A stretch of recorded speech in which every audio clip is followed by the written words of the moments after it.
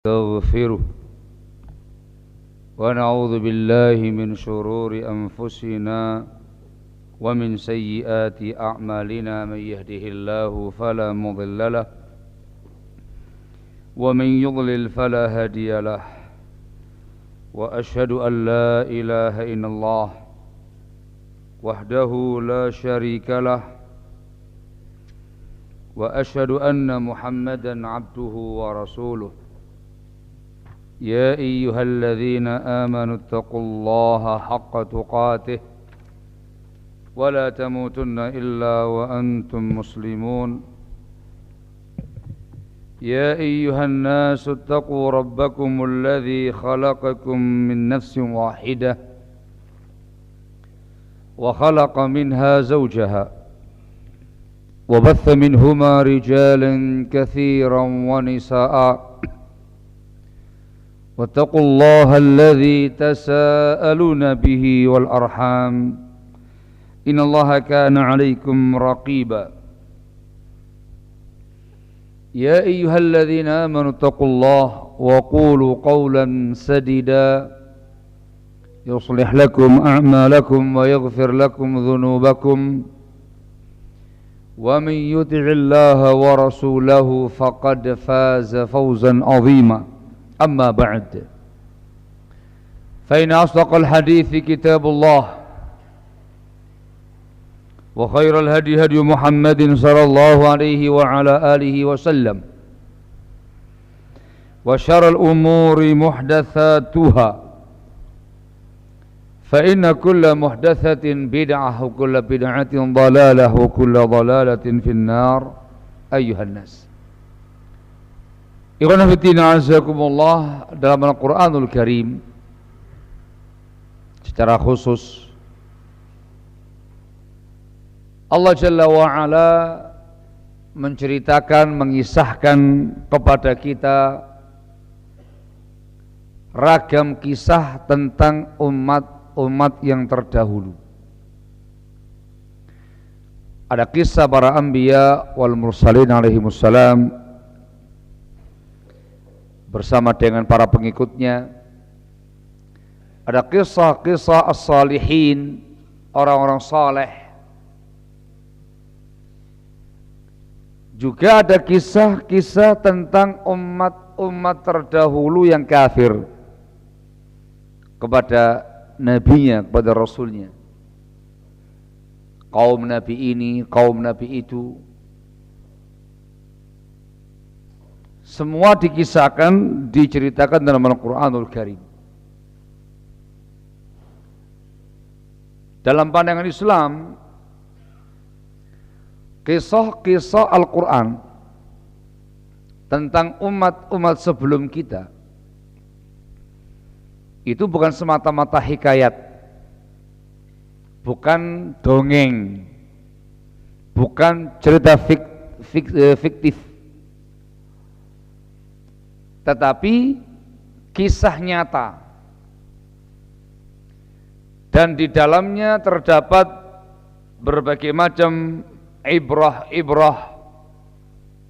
durus, berbagai macam pelajaran penting yang bisa diambil. Bahkan ada petunjuk-petunjuk, ada ahkam, hukum-hukum, ujangan-ujangan, mau'idhah untuk umat-umat yang setelahnya. Barakallahu fikum.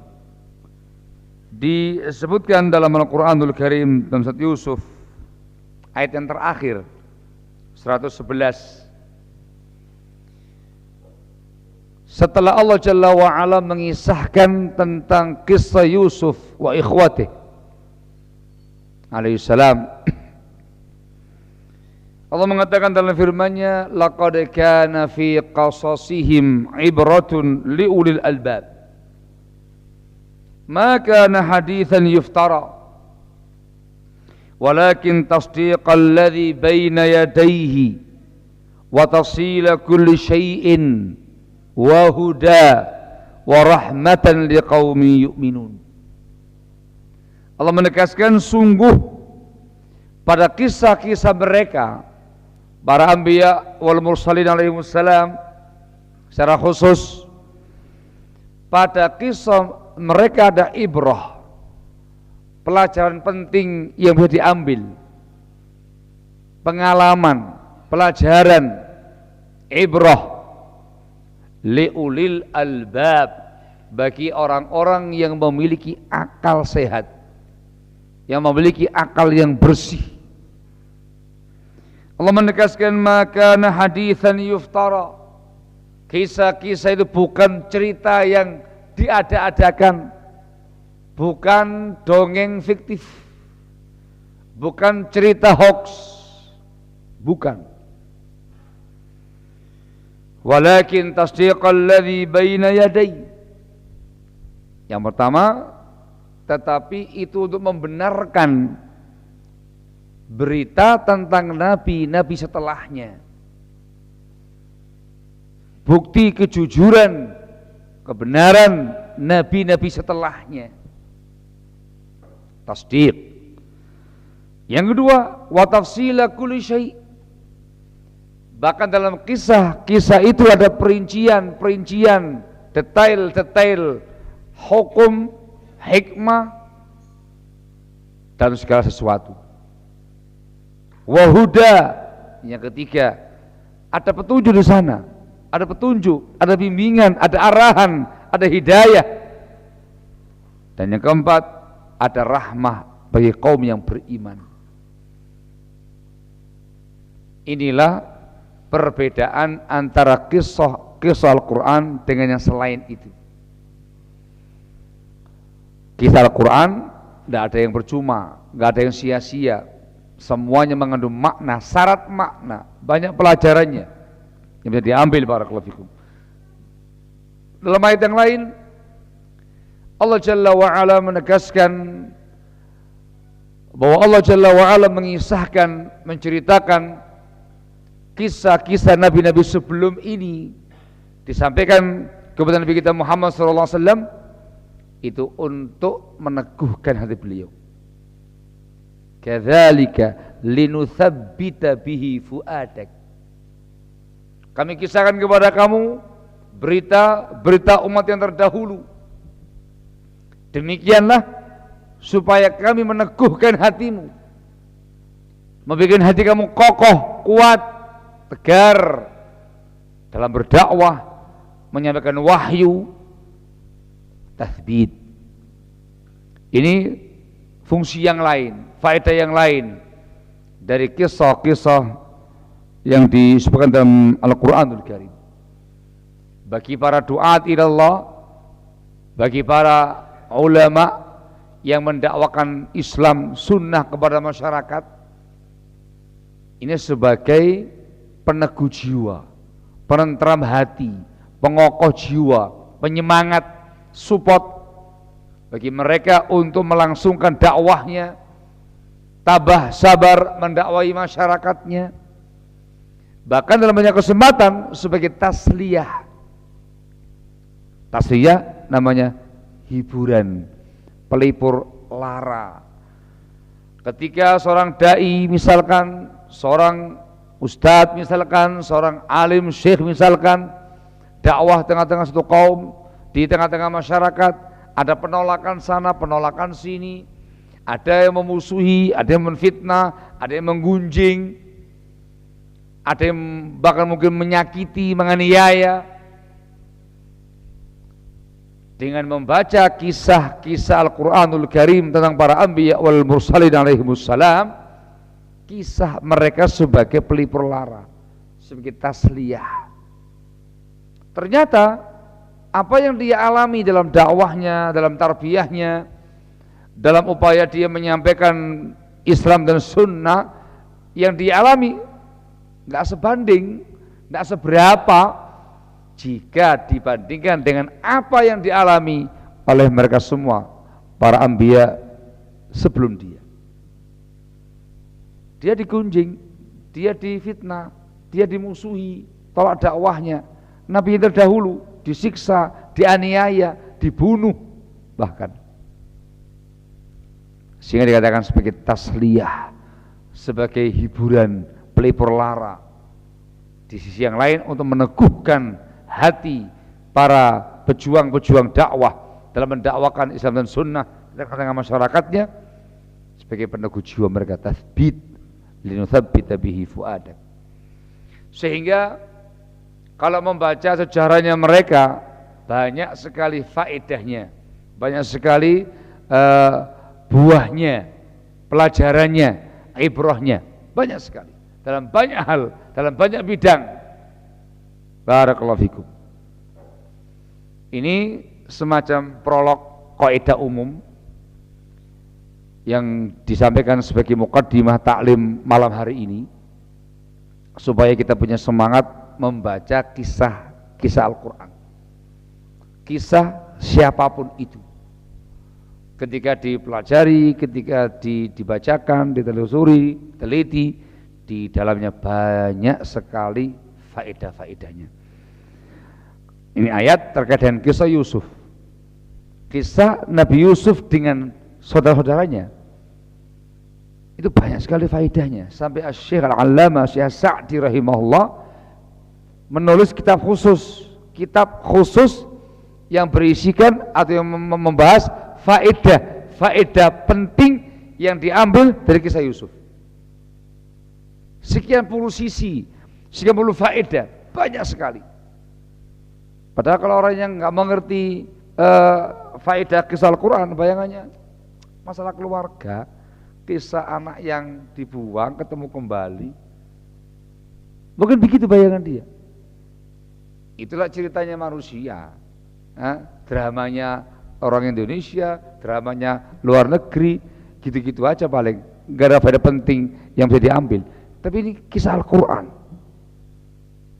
kitab khusus untuk membahas masalah itu. Barakallahu fikum. Ikhwan fillah azakumullah. Tema yang kita angkat di sini adalah meneladani, mengambil faedah berharga dari kehidupan Nabiullah Ibrahim alaihissalam. Tipe Nabiullah Ibrahim saya bisa menebak dikarenakan di ujung Dzulqa'dah mau Dzulhijjah. Ngono nggih? Ngene Pak nggih. Dzulhijjah. Dikarenakan banyak sekali hukum-hukum agama terkait dengan Dzulhijjah yang terkait dengan Nabiullah Ibrahim. Hari insyaallah. Ikhwan fillah azakumullah. Kalau kita membaca kisah Nabiullah Ibrahim alaihissalam yang diabadikan dalam Al-Quranul Karim, kita bisa mendapati banyak faedah penting dalam semua aspek kehidupan dari beliau, dalam banyak sisi, dalam banyak hal. Beliau ini barakallahu fikum dikenal sebagai Abul Anbiya wal Mursalin, bapaknya semua nabi-nabi dan rasul setelah beliau.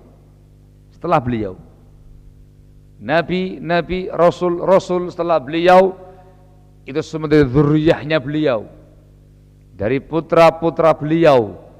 Ada yang dari Ishak, ada yang dari Ismail, kebanyakan dari Ishak alaihissalam.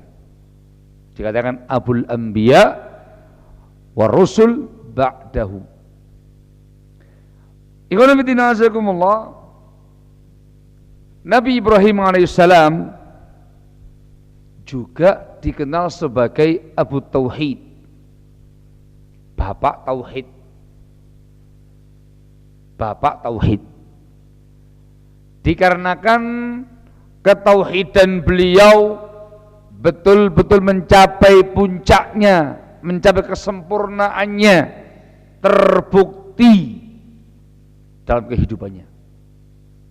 Sosok muwahhid, ahlu tauhid yang hanya beriman kepada Allah Jalla wa'ala, yang beribadah hanya kepada Allah semata, yang mendakwakan tauhid kepada kaumnya, kepada raja yang ada di masa itu, kepada orang tuanya, kepada masyarakatnya. Kisah beliau banyak berisikan tentang ketauhidan beliau, kemurnian, kesempurnaan tauhidnya beliau, sehingga dikatakan sebagai Abu Tauhid. juga dibahasakan dengan Imamul Hunafa, tokohnya para Hanif, tokohnya para Hunafa.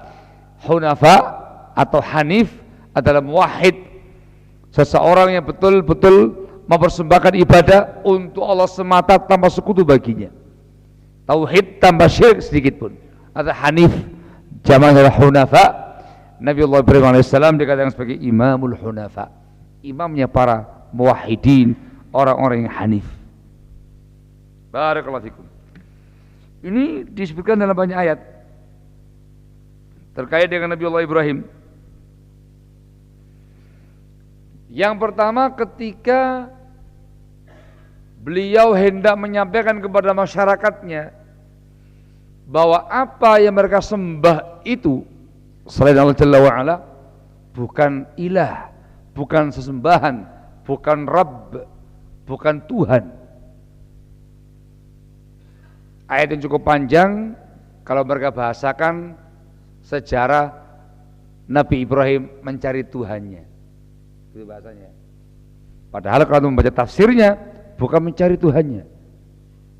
Yang sahih, yang rajih, ayat-ayat itu bukan Nabi Ibrahim tidak tahu Tuhan, tidak tahu siapa Rabbnya, terus mencari Tuhannya sampai ketemu. La. Yang betul adalah Nabiullah Ibrahim menjelaskan pada kaumnya, membuktikan pada kaumnya bahwa apa yang mereka sembah bukan Tuhan, bukan sembahan. Yang namanya Rabbun, yang namanya Ilahun, yang namanya Ma'bud, wallah Jalla wa'ala. Disebutkan cukup panjang di Al-An'am ayat yang ke-74 sampai 81. Allah mengatakan dalam firman-Nya mengisahkan tentang Nabiullah Ibrahim alaihissalam, wa idh qala Ibrahimu li abihi Azar atattakhidhu asnaman aliha inni araka wa qaumaka fi dhalalin mubin. Ini prolog ceritanya. Dan ingatlah ketika Nabi Ibrahim alaihissalam berkata kepada bapaknya Azar, zahir ayat itu nama bapaknya Azar, atattakhidhu asnaman aliha, wahai ayah, apa engkau menjadikan berhala-berhala ini sebagai sesembahanmu? Belum menegaskan inni araka wa qaumaka fi dhalalin mubin, sungguh aku melihat, memandang engkau dan kaum engkau dalam kesesatan yang sangat nyata. Ini statementnya beliau. Kalimat ini tegas, beliau sudah mengerti, sudah tahu siapa Rabbnya, siapa ilahnya, siapa sembahannya, Allah Jalla wa'ala. Tidak mungkin ucapan semacam ini ucapan orang yang proses mencari Tuhannya, tidak mungkin. Dipahami ya? Lalu Allah mengatakan setelah itu, wa kadzalika nuri Ibrahim malakutas samawati wal ard wal yakuna minal muqinin. Dan demikianlah kami perlihatkan kepada Ibrahim alaihissalam malakut, alam malakut langit dan bumi, supaya beliau termasuk orang yang yakin. Ini semakin menguatkan iman, semakin meyakinkan beliau Allah Rabbnya, Allah sembahannya.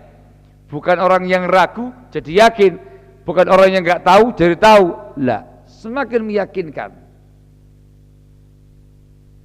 Ini ayat yang sahih, beliau membuktikan kepada kaumnya hujjah akliyah, argumentasi akal, nggak usah pakai dalil. Apa yang mereka sembah bukan Tuhan. Allah mengisahkan falamma janna alaihi al-lailu ra'a kaukaba. Ketika datang waktu malam, beliau melihat kaukaba, bintang-bintang di langit. Qala hadza rabbi. Ini lafaz kalau enggak lihat tafsirnya dibahasakan dengan bahasa khobar, hadza rabbu, ini Rabbku. Tapi mana yang benar? Itu istifham ingkari, pertanyaan yang mengandung makna pengingkaran. Dialek yang hadza rabbi, ini Tuhanku, ini dah gitu.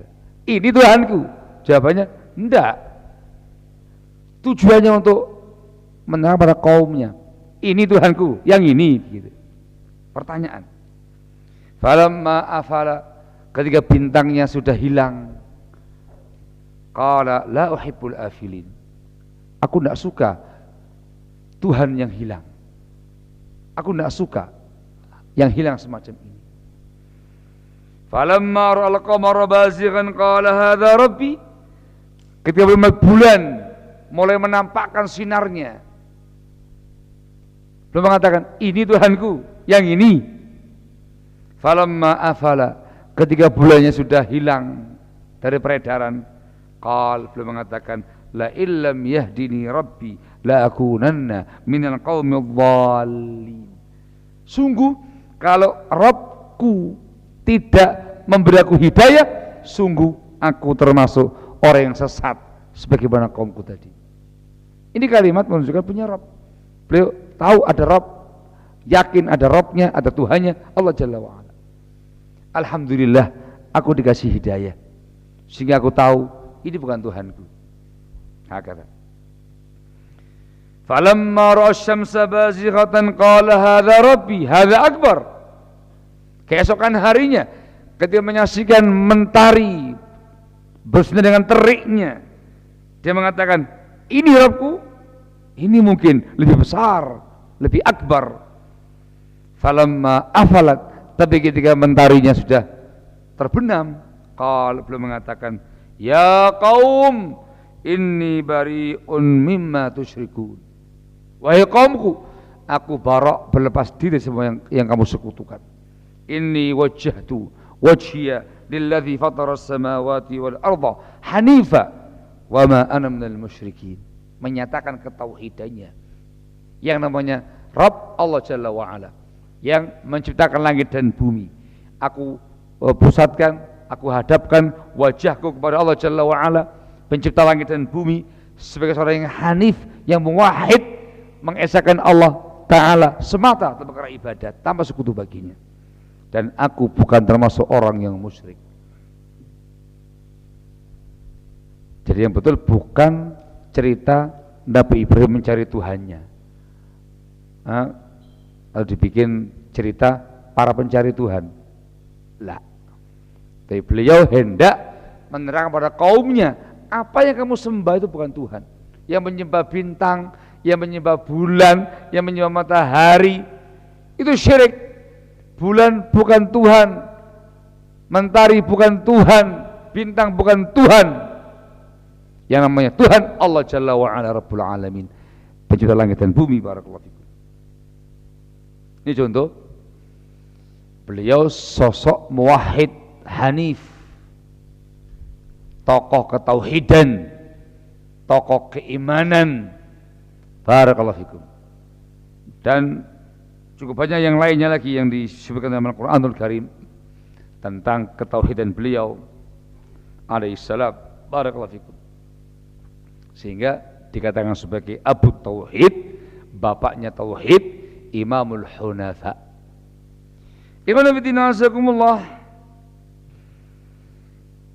Nabiullah Ibrahim alaihissalam mendapatkan ujian ketauhidan dengan ujian sangat berat sekali. Bala mubin, ujian yang sangat nyata sekali, berat sekali. Itu ujian tauhid ya ikhwan. Barakallahu, ujian tauhid ya ikhwan.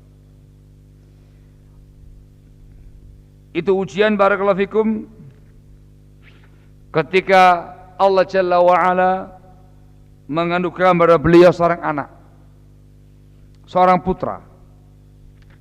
Namanya siapa ya ikhwan? Namanya siapa ya ikhwan? Namanya Ismail alaihissalam. Ini anak pertama Ismail, yang berikutnya Ishak. Barakallahu fikum. Ismail.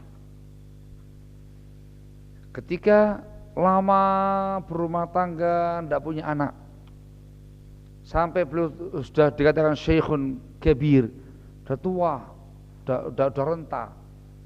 Istrinya juga demikian, tua, renta.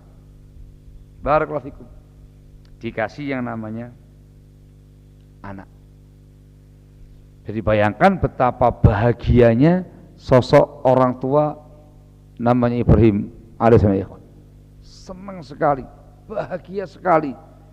Di usia tuanya ada keajaiban kudrahnya Allah Jalla wa'ala, istrinya bisa haid kembali, bisa mengandung dan melahirkan.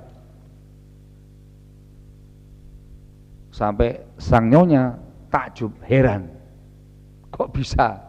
Dikatakan ta'jabina min amrillah, apa kamu takjub dengan perkara yang Allah Jalla wa'ala? Jangan takjub, Allah menghendaki jadi.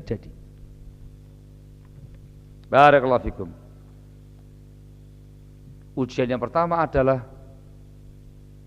Allah memerintahkan Nabiullah Ibrahim untuk membawa istrinya dan bayinya di sebuah lembah, tak ada orang yang di sana.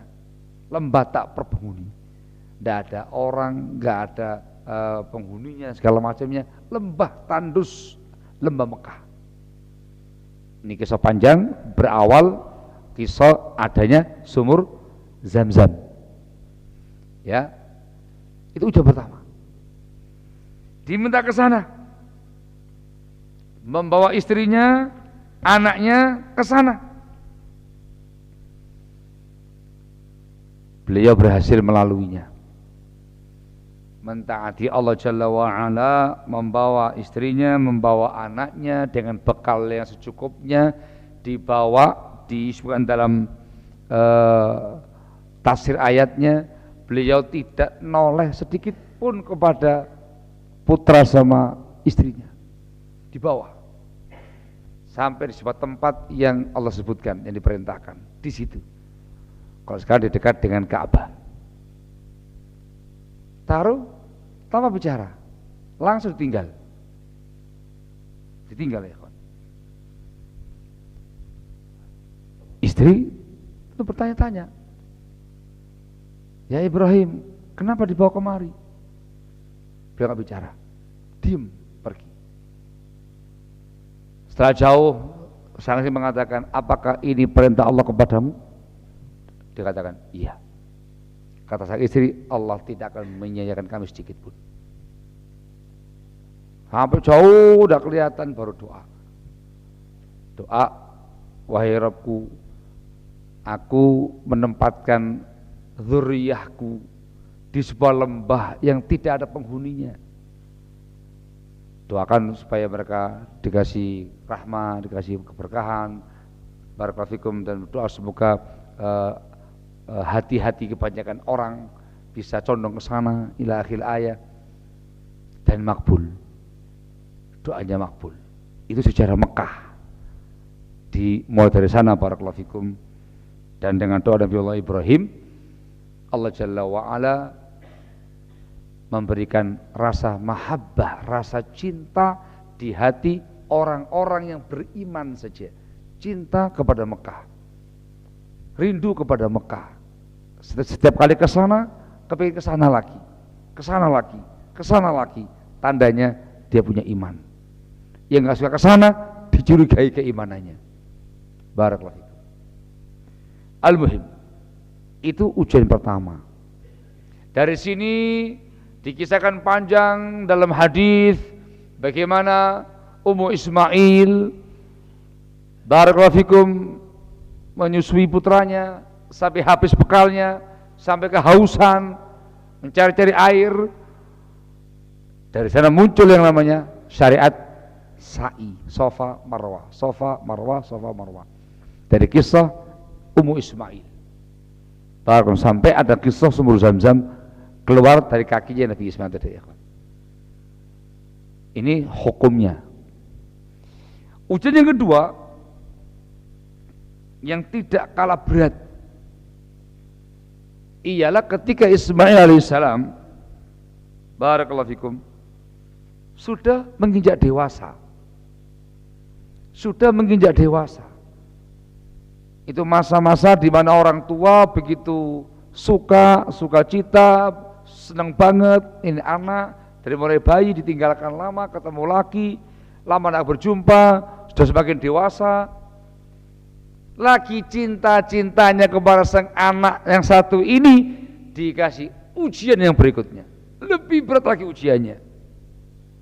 Itu ujian tauhid untuk mengeluarkan mahabbatun nas fi qalbih, untuk mengeluarkan rasa cinta kepada makhluk dalam hati beliau, supaya Nabi Allah Ibrahim memurnikan mahabbahnya lillahi tabaraka wa ta'ala semata, supaya hanya cinta kepada Allah semata, memurnikan mahabbah kecintaan hanya kepada Allah semata, jangan sampai terkotori oleh kecintaan pada makhluk, baik itu anaknya atau istrinya. Barakallahu fikum. Diperintahkan untuk apa ya kawan?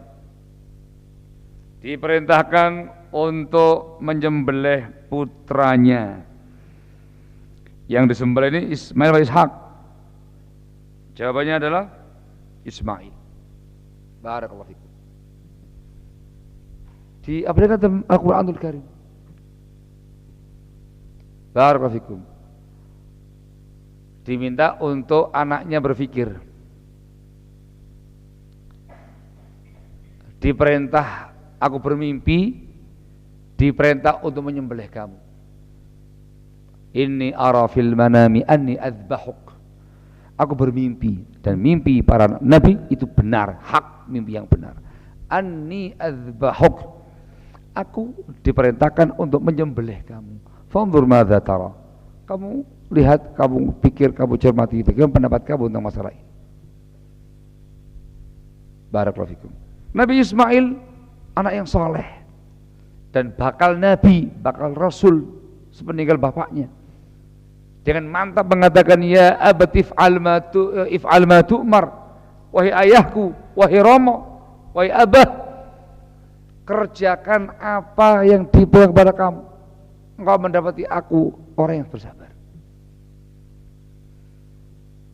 Ini enggak sembarang ujian, diminta untuk menyembelih anaknya. Siapa yang tega? Siapa yang mau? Istilahnya ini perintah di luar nalar manusia.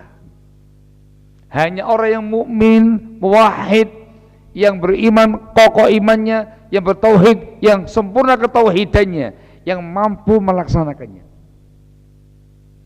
Sang ayah sudah sepenuhnya sami'na wa ta'na. Sang anak pasrah, sami'na wa ta'na, siap sebagai dzabih yang disembelih. Dan dilaksanakan. Nabi Ibrahim mengambil gopangnya, parangnya, kemudian anak direbahkan dan siap disembelih. Sudah mau disembelih. Barakallahu. Ketika mau disembelih dipanggil, ya Ibrahim, qad saddaqta ar-ru'ya. Wahai Ibrahim, engkau telah betul-betul jujur dalam mengamalkan mimpi kamu. Dan diganti dengan kambing kibas. Barakallahu fikum. Itu panjang ayatnya ya kawan. Selamat dari ujian tauhid ini, berhasil beliau lalui, betul-betul beliau diuji terkait dengan mahabbahnya, kecintaan kepada anaknya, kepada keluarganya. Jangan sampai cinta anak, cinta istri mengotori ketauhidannya. Diuji dengan itu semuanya. Apakah dia mencintai Allah, lebih mencintai Allah atau ke anaknya? Dan berhasil. Beliau dengan keimanannya, dengan ketauhidannya lebih mencintai Allah Jalla wa'ala daripada putranya, daripada keluarganya. Rela, siap, ikhlas, tulus untuk menyembelih anaknya dalam rangka untuk mentaati Allah Jalla wa'ala. Diganti dengan dzibhin azim, wa fadainahu bi dzibhin azim, kami tebus dengan sembelihan yang sangat besar. Dari situ muncul syariat menyembelih korban. Itu dari millatu Ibrahim alaihissalam. Barakallahu fikum. Ini semua poin pertamanya ujian ketauhidan, dan beliau selalu berhasil dalam semua ujian yang ada, sehingga dikatakan sebagai Abu Tauhid, sebagai Imamul Hunafa. Dan dari berbagai macam peristiwa demi peristiwa terkait dengan kisah beliau dengan putranya, dengan istrinya, terutama dengan putranya Ismail ini, dari sana terdapat berbagai macam ahkam hukum-hukum agama, hukum-hukum syariat, ada bimbingan-bimbingan agama, huda yang menjadi amal ibadah untuk umat yang setelahnya. Dan hampir semuanya diikrarkan pada bimbingan Nabi kita Muhammad sallallahu alaihi wasallam. Rata-rata bimbingan manasik haji dan umrah dari mana ya kawan? Dari Nabiullah Ibrahim dan Nabi Ismail. Barakallahu fikum. Rata-rata yang terkait dengan udhiyah, menyembelih hewan korban, dari kisah Nabi Ibrahim dan Ismail alaihi wassalam. Barakallahu fikum. Dari sana bimbingan syariat ini, bimbingan itu, manasik haji, udhiyah dan yang lain-lainnya. Barakallahu fikum. Dan dirinci dengan detail, tafsil kulli syai', dirinci dengan detail dalam bimbingan Nabi kita Muhammad sallallahu alaihi wasallam. Barakallahu fikum. Sehingga dalam Islam disyariatkan pada Dzulhijjah untuk menyembelih hewan kurban, namanya udhiyah. Ahkamnya panjang lebar, dari mulai terkait dengan hewannya, ciri-cirinya, seorang-orangnya, tata cara menyembelihnya, dan hal yang terkait dengannya dibahas panjang dalam fikih Islam, fikih udhiyah. Hukumnya jumhur mengatakan sunnah muakkadah, sebagian mengatakan fardu bagi yang mampu. Sangat dianjurkan sekali untuk udhiyah, termasuk ibadah maliyah, ibadah harta benda, ibadah badaniyah, ibadah persembahan yang paling agung, yang paling besar, udhiyah. Disandingkan dengan salat, fasalli li rabbika wanhar, dalam kawai Nabi, salat untuk Rabbu dan wanhar, sembelihlah kamu, disembelih udhiyah kamu. Qul inna salati wa nusuki, katakan sesungguhnya salatku dan nusukku. Kata nusuk ditafsirkan dengan udhiyah, menyembelih hewan korban. Ada yang mengatakan semua bentuk ibadah-ibadah yang ada. Salatku dan nusukku, hidup dan matiku lillahi rabbil alamin, digandingkan dengan salat, menggambarkan betapa besar amal yang satu ini, udhiyah. Barakallahu fikum. Sehingga umat Islam sangat dianjurkan sekali untuk menyembelih hewan kurban. Syiar Islam, syiar Nabi kita Muhammad SAW, syiar Nabiullah Ibrahim alaihissalam dan putranya Ismail alaihissalam. Yang melaksanakannya, dia akan bisa mengenang sejarah masa lalu, bagaimana Nabiullah Ibrahim dan Ismail berhasil melampaui ujian ini, dan dilengkapi di bimbingan Nabi kita Muhammad sallallahu alaihi wasallam. Semarakkan Dzulhijjah dengan berbagai macam amal ibadah, udhiyah, takbir dan yang lain-lainnya. Barakallahu fikum. Barakallahu. Ikhwan fillah azakumullah. Nabiullah Ibrahim juga dikenal dengan Abu Dakwah, bapaknya dakwah. Kenapa? Dikarenakan beliau dikenal dengan sabat, keteguhan, ketegaran, keistiqomahan, keberanian, kekuatan hati mendakwai kaumnya yang menyembah berhala, bahkan mendakwai bapaknya, terutama ayahnya. Dikatakan sebagai Abu Dakwah, beliau mengumpulkan antara hikmah dakwah, dakwahnya lembut, santun, terutama kepada bapaknya, lembut, santun, disertai dengan ketegasan dalam berprinsip, dalam berakidah, dalam bertauhid. Disampaikan dakwah tauhid dan penyampaian dengan tata krama yang baik, dengan bahasa yang tegas. Itu namanya hikmah dalam dakwah, uslub indah dalam perkara dakwah. Barakallahu fikum. Itu diabadikan pada kisah Nabi Ibrahim alaihissalam. Barakallahu fikum. Allah mengisahkan tentang Nabi Allah Ibrahim ya ikhwan, ketika mendakwai bapaknya, mendakwai ayahnya untuk bertauhid, Dan ketika memanggil ayahnya selalu memanggilnya dengan bahasa ya abadi. Ya abadi. Itu dalam bahasa Arab itu paling kromo, paling inggil, paling halus. Ya. Kalau bahasa ngokone Pak, Bapak, sedikit halus. Abah, ayah. Halus lagi, Pak, Romo, ngono iki. Ngono lagi. Romo. Dalam bahasa Arab kalau yang biasa ya abi. Ya abi. Kalau lebih inggil lagi ya abadi. Itu bahasa yang sangat lembut, sangat santun, sangat beretika, sangat berakhlak. Memuliakan orang tuanya dengan kata-kata yang lembut, penuh penghormatan. Padahal bapaknya tokoh kesyirikan. Ini namanya hikmah dalam perkara dakwah. Tapi isi dakwahnya tegas. Tidak dikarenakan bapaknya sendiri kemudian melunak segala macamnya. Bapakku rek gimana lagi yo? Abahku tidak malah sekali-kali syirik. Tidak, tegas. Ya abadi, lima ta'budu ma la yasma'u wa la yubsiru wa la yughni anka syai'a. Wahai ayah, wahai Romo. Romo, kenapa engkau ibadah kepada sesuatu yang tidak bisa mendengar, tidak bisa melihat, dan tidak bisa mencukupi engkau sedikit pun? Kenapa engkau ibadah pada makhluk, berhala-berhala yang ada ini? Ya abadi, kenapa? Kenapa? Kenapa? Tegas. Ya abadi la ta'budu syaitan. Romo, ayah, bapak, abah, jangan nyembah setan.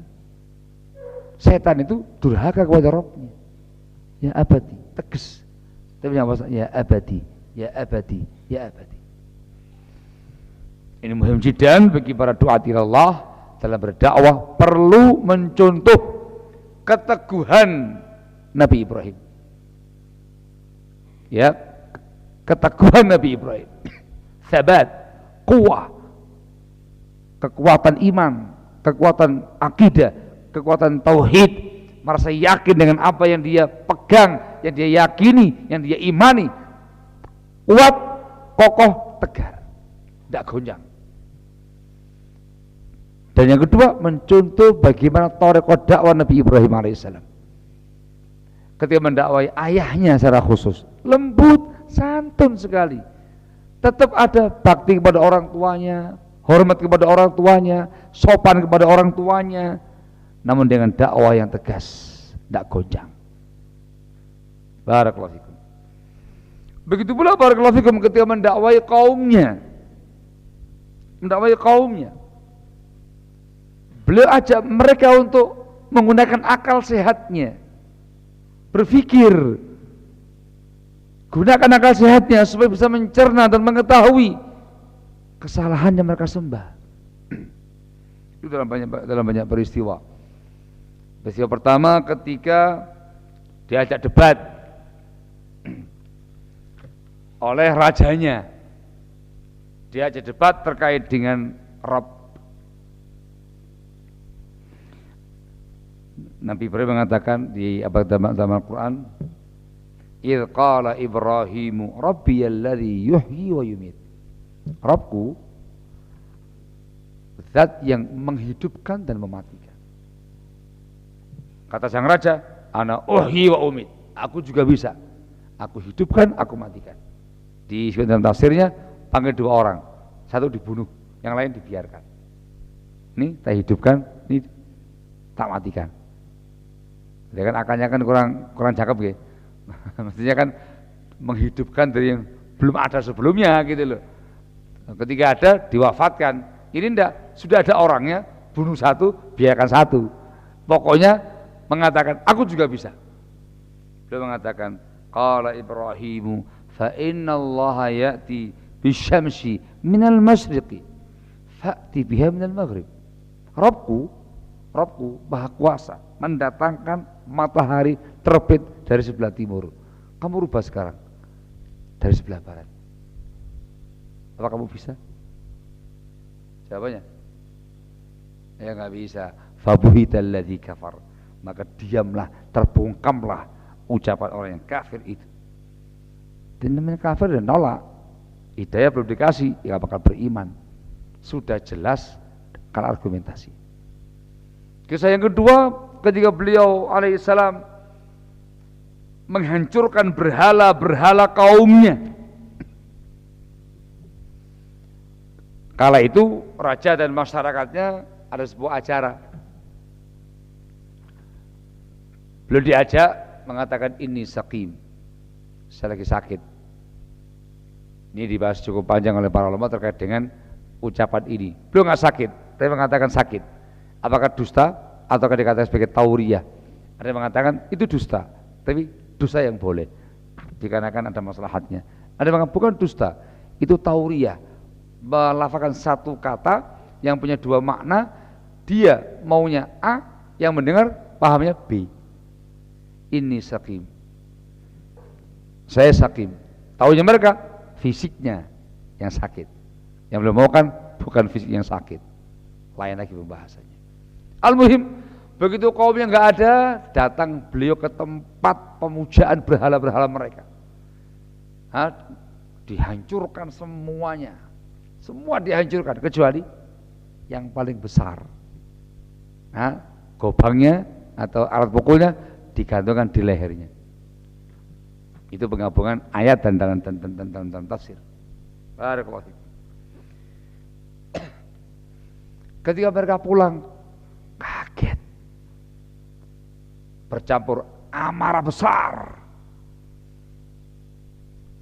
Mereka mengatakan, qalu man fa'ala hadza bi alihatina. Siapa yang mengerjakan tindakan ini pada sembahan-sembahan kami? Marah mereka. Dikatakan ada seorang pemuda namanya Ibrahim. Panggil dia. Dikatakan, qalu sami'na fatan yadhkuruhum yuqaluhu Ibrahim. Kami mendengar seorang pemuda nyebut namanya Ibrahim. Dia kayaknya itu. Kata sang raja, qalu fa'tu bihi ala a'yunin nas la'allahum yashhadun. Datangkan dia di hadapan semua pandangan-pandangan masyarakat. Kumpulkan rakyat, kumpulkan masyarakat, datangkan dia. Maunya apakah diadili? Ditanya, a'anta fa'alta hadza bi alihatina ya Ibrahim? Apa engkau yang berbuat demikian pada berhala kami wahai Ibrahim? Apa kata beliau? Bal fa'alahu kabiruhum hadza fas'aluhum in kanu yantiqun. Pelakunya ini loh yang paling gede, ini loh yang paling besar. Coba kamu tanya kalau dia bisa ngomong. Faraja'u ila anfusihim faqalu innakum antumul zalimun. Maka langsung kembali ke diri mereka sendiri. Nah, kamu yang zalim ini. Gak mungkin mereka bicara. Thumma nukisu ala ru'usihim laqad alimta ma haula'i yantiqun. Maka langsung mereka nuding, menyalahkan diri sendiri. Itu maksudnya hakikat demikian. Kamu tahu Ibrahim, tidak bisa ngomong mereka itu dengan menghancurkan akidah mereka sendiri. Baru beliau menyampaikan dakwahnya. Itu thariqah dakwah. Dia hanya berpikir ini umat. Para pemuja berhala nggak mungkin dikasih dalil. Nggak boleh Pak, syirik. Ayatnya gini, nggak apa dipakai. Mereka dikasih adillah akliyah, dikasih argumentasi akal yang sehat supaya mereka paham ini nggak masuk akal. Apalagi syariat. Belum menyampaikan, qala ata'buduna min dunillahi ma la yanfa'ukum syai'an wa la yadhurrukum. Apa kamu beribadah kepada selain Allah sesuatu yang tidak bisa memberi kemanfaatan bagi kamu sedikit pun, juga tidak bisa membahayakan kalian. Uffil lakum wa lima ta'buduna min dunillah afala ta'qilun. Uff ya, uff kamu ini. Kata-kata sedikit hentakan, hatikan. Untuk kamu dan yang kamu sembah, apa kamu nggak berakal? Apa kamu nggak berakal? Digugah akal sehatnya. Itu namanya thariqah dakwah yang sangat bijak, kokoh, berani, tegar, nggak takut menghadapi sekian banyak umat. dan disampaikan dengan bijak, dengan akal sehat, dengan argumentasi ilmiah, diajak berpikir yang sehat, menggunakan akal mereka supaya tahu ini nggak mungkin, ini nggak masuk akal. Nggak masuk akal, kok bisa kamu nyembah-nyembah sosok berhala, nggak bisa ngomong. Kamu bisa ngomong, mending kamu nggak bisa ngomong. Berhala nggak bisa kasih manfaat untuk kamu sedikit pun, la manfaat wala madarat, nggak masuk akal. Sekali lagi ujungnya adalah hidayah minallah. Yahdi man yasha wa yudhillu man yasha. Allah ngasih hidayah pada hamba yang dikehendaki dan menyesatkan hamba yang dikehendaki. Hidayah belum sampai kepada kaumnya. Akhirnya apa? Muncul asabiyah, fanatisme, kesyirikan mereka. Barakallahu fikum, mengatakan qalu harriquh wansuru alihatakum in kuntum fa'ilin. Bakar dia. Bela sembahan-sembahan kalian ini. Bela berhala kamu ini kalau kamu mengerjakannya. Maka disiapkan lubang besar, dikasih kayu bakar yang begitu banyak, dinyalakan api yang menyala-nyala. Ditangkap Nabi Ibrahim dan dilemparkan. Ada yang menggunakan ketapel besar, konon kisah demikian dalam buku tafsir. Dari atas dilemparkan menuju ke api. Allah mengatakan dalam firman-Nya, "Qulna ya naru kuni bardan wa salaman ala Ibrahim." Kami katakan, wahai api, jadilah kamu itu dingin dan keselamatan bagi Ibrahim. Allah Maha Kuasa. Ini hamba Allah, nabinya, rasulnya. Orang yang saleh, yang bertakwa, yang menjaga perintah Allah dilaksanakan, menjaga larangan ditinggalkan, menjaga hak Allah ditunaikan. Seorang yang nabi, rasul, hamba yang sangat mulia. Allah bantu dia, Allah bela dia dengan sebuah hal yang di luar kebiasaan manusia. Barakallahu. Sebagai tanda nubuahnya beliau, api yang mestinya membakar menjadi dingin dan selamat bagi Nabi Allah Ibrahim alaihissalam. Intinya adalah dakwahnya beliau. Barakallahu fikum. Ini percontohan bagi para duat ilallah. Barakallahu fikum. Nah, juga Nabi Ibrahim alaihissalam barakallahu fikum dikenal sebagai Abul Akhlaqi wal Adab. Bapaknya akhlak, bapaknya adab. Tokoh dalam bab etika, tokoh dalam perkara akhlakul karimah, tokoh dalam perkara interaksi yang sangat agung, sangat mulia. Ini Nabi Allah Ibrahim alaihissalam. Dan yang pertama terkait dengan orang tuanya, tetap berbakti kepada bapaknya, kepada orang tuanya, masih menghormatinya, masih memuliakan dengan batas duniawi yang diperbolehkan, meskipun bapaknya tokoh kesyirikan, musyrik. Barakallahu. Tanda akhlak mulia, tanda akhlak yang mulia, akhlak adab disertai dengan keteguhan iman dan takwa. Barakallahu fikum. Contoh yang lain adalah barakallahu fikum, ketika beliau memuliakan tamu yang datang. Syariat ikramul dhuyuf, memuliakan tamu, itu dari Nabi Ibrahim alaihissalam. Beliau dikenal dengan al-karam, orang yang sangat dermawan, sangat mulia, sangat menghormati tamu-tamunya. Ikramul dhuyuf dari Nabi Ibrahim alaihissalam. Dan menjadi sebuah kebiasaan yang membanggakan di kalangan dulu bangsa Arab jahiliyah.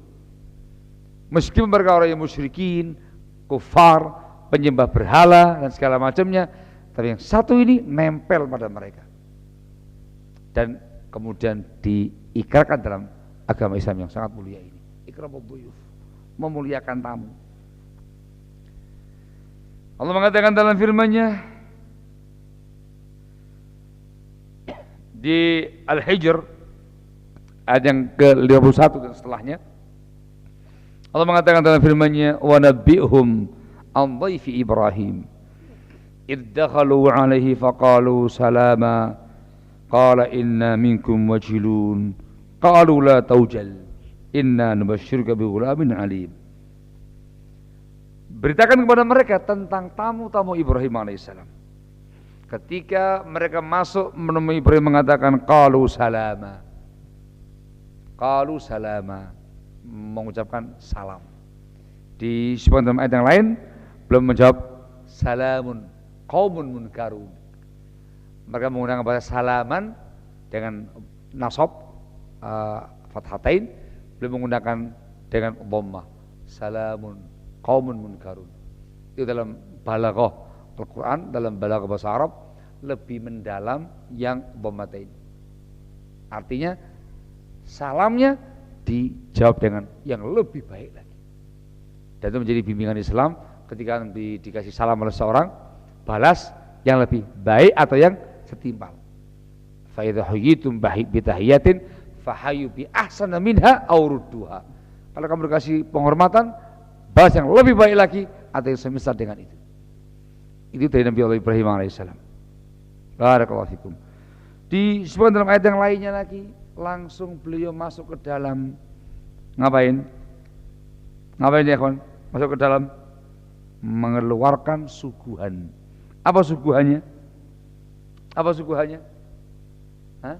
Ijlun hanir.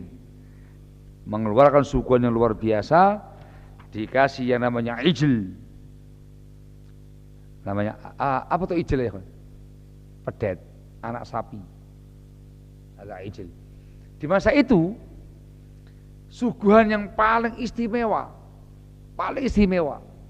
paling mahal untuk tamu yang sangat terhormat itu ijl. Ya, kalau antum kan apa bu? Baliful, ijl.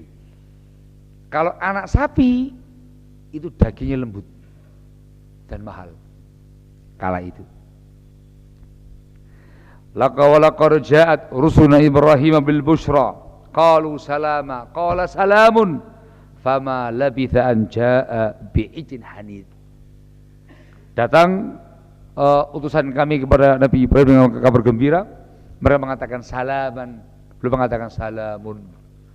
Tidak lama beliau datang membawa pedet, ini anak sapi yang diolah dengan sangat lezat, namanya hanid. Namanya apa ini?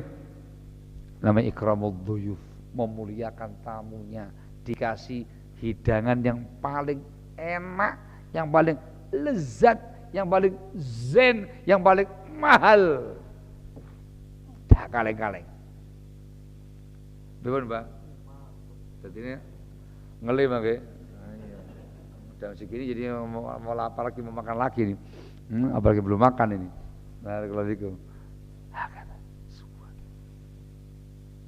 Itu menandakan sosok tuan rumahnya itu sosok orang yang sangat karim, mulia, dermawan, orang baik, akhlaknya mulia, budi pekertinya luhur, sangat luhur.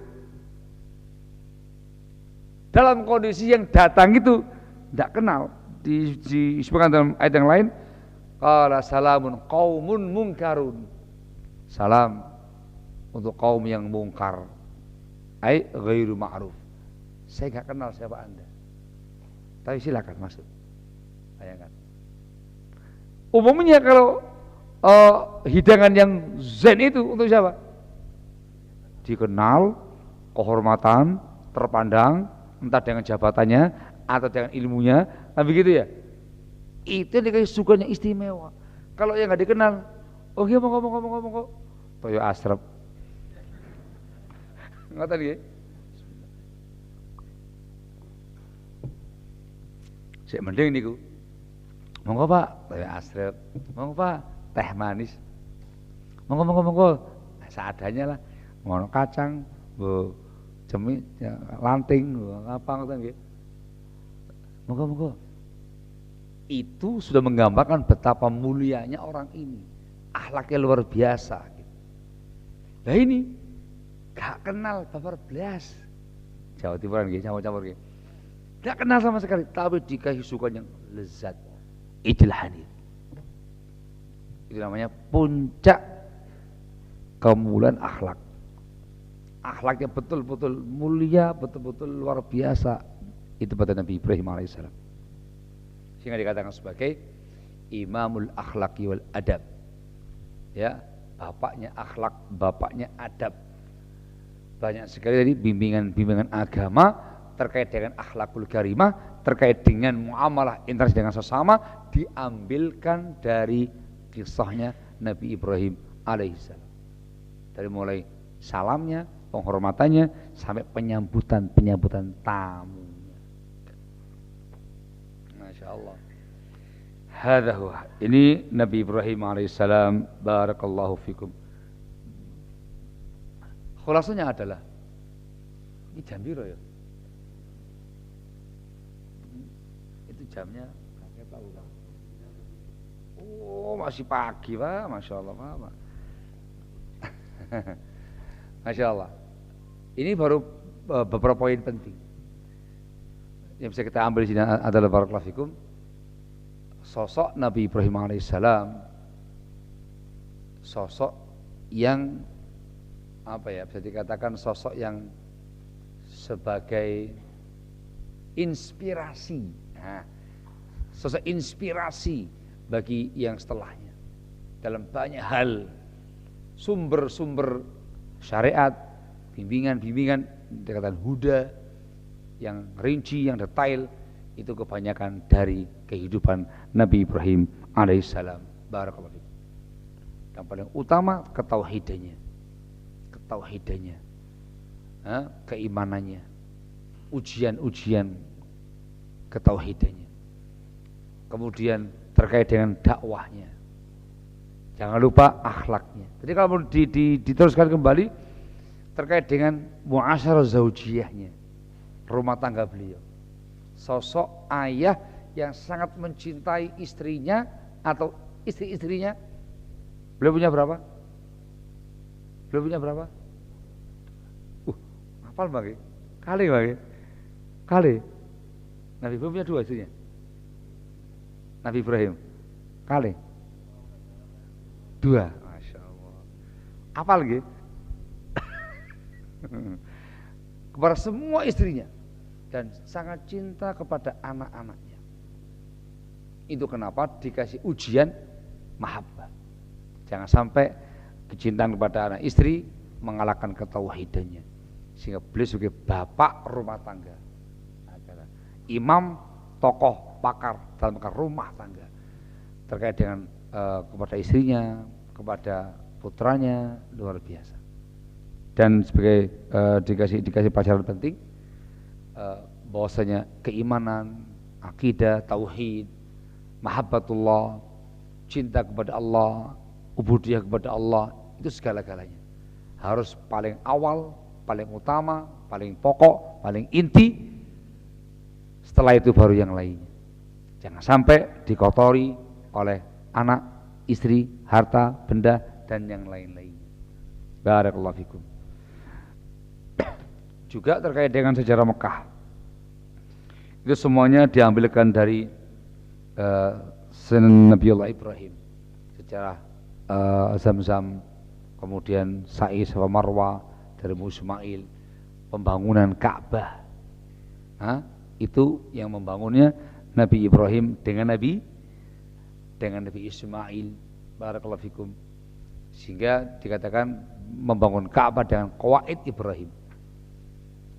Dulu masih biasa, tidak ada bangunan sama sekali, tapi sudah ada tempatnya. Nabi Ibrahim yang membangunnya dengan Nabi Ismail sampai jadi yang namanya Ka'bah. Terus itu berlaku sampai di masa Nabi kita Muhammad SAW, terkena banjir bandang besar, hancur semuanya oleh kaum Quraisy, dibangun kembali.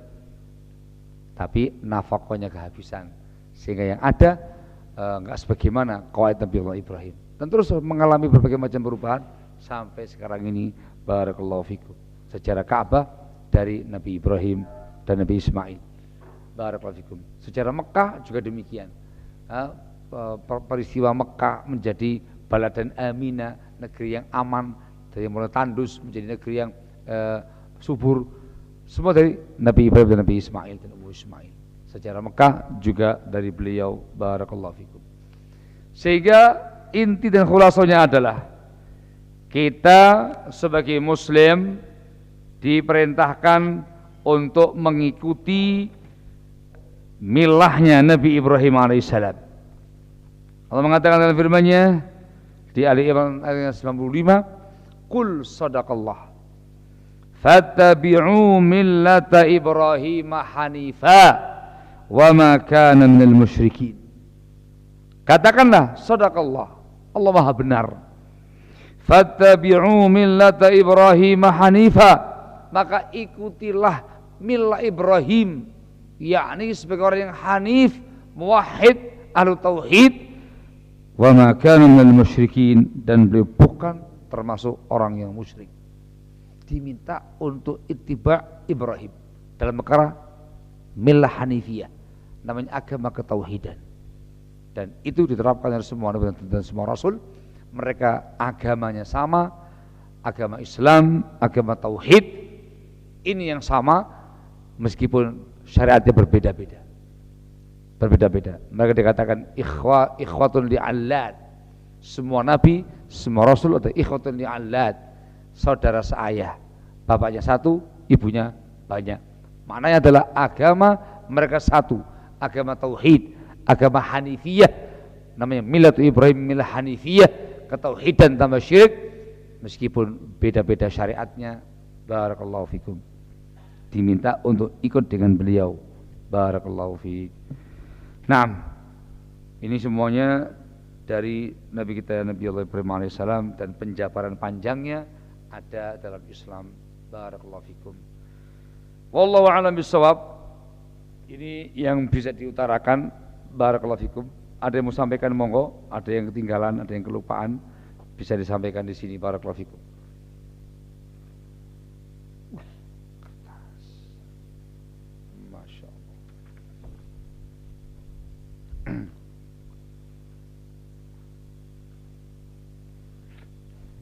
Oh iya, satu hal lagi yang juga penting disampaikan ya, kawan. Ini terkait dengan akhlaknya beliau, adabnya beliau, peranginya beliau. Disampaikan tadi, beliau mendakwai ayahnya, mendakwai orang tuanya yang tokoh kemusyrikan.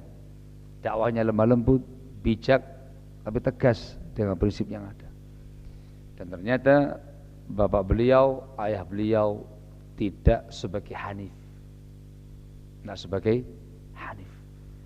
Maka beliau sebagai seorang anak yang mencintai bapaknya, mahabbah jibiliyah, secara normal, secara tabiat, secara watak, cinta kepada orang tuanya, berupaya untuk bagaimana caranya orang tua mendapatkan kebaikan dari beliau. Maka beliau memohonkan ampun kepada Allah untuk bapaknya. Pernah berjanji kepada bapaknya akan dimintakan ampun kepada Allah selagi diizinkan, supaya bapaknya jangan mati kufur, jangan mati musyrik. Barakallahu fikum. Namun ketika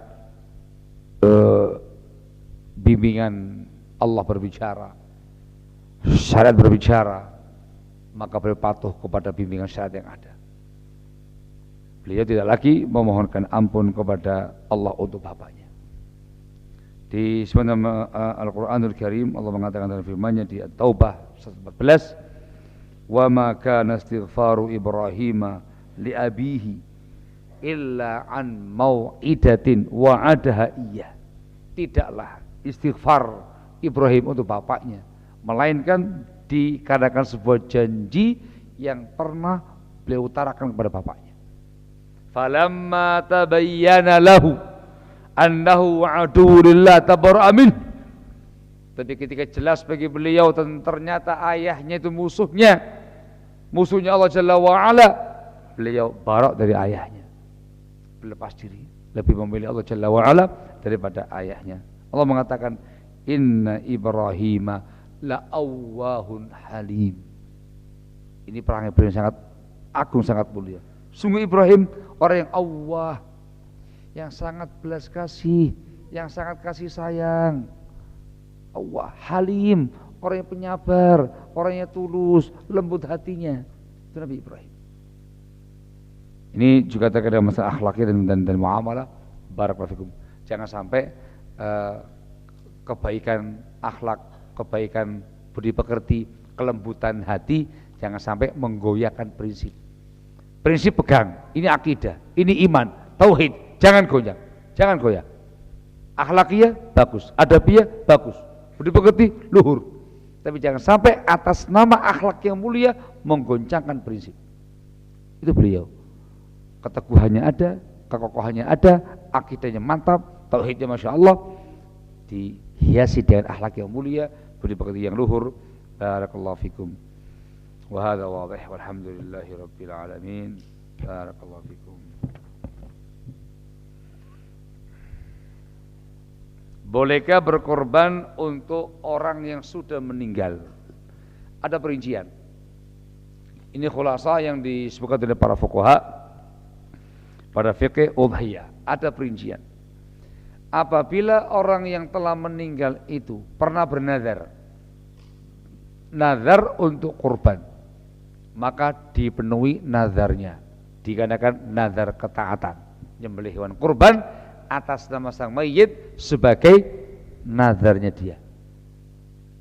Ini diperbolehkan.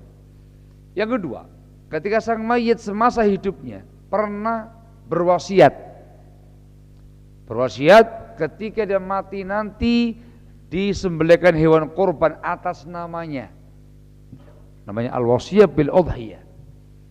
Maka dilihat kondisinya, kalau harga hewan korban itu tidak melebihi sepertiga peninggalannya, maka dikerjakan. Karena wasiat itu maksimal sepertiga dari harta yang ada, atau kurang. Kalau lebih nggak ditunaikan. Dia pengen udhiyah, nyembelih kambing. Kambing harganya sekarang berapa? Yang paling bagus 3 juta. Apakah 3 juta itu melampaui sepertiga harta peninggalannya ataukah tidak?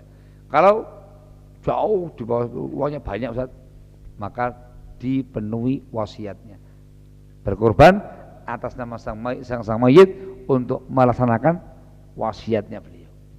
Hadza yajuz, diperbolehkan.